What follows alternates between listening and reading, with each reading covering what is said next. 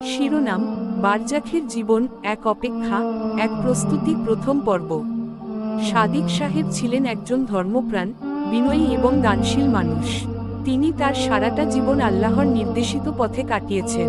5 ওয়াক্ত নামাজ, রোজা, যাকাত সবকিছুই তিনি নিষ্ঠার সঙ্গে পালন করতেন। গরিব দুঃখীদের পাশে দাঁড়াতেন, মানুষের হক আদায় করতেন এবং কারো মনে কষ্ট দেওয়ার আগে বহুবার ভাবতেন। বার্ধক্যে এসে তিনি অসুস্থ হয়ে পড়লেন। শরীর ক্রমে দুর্বল হতে লাগল, কিন্তু তার জবান থেকে আল্লাহ নাম কখনো দূরে যায়নি। একদিন এক শান্ত ভোরে, সূর্য ওঠার আগেই তার নফস প্রাণ ধীরে ধীরে তার দেহ থেকে বের হয়ে গেল।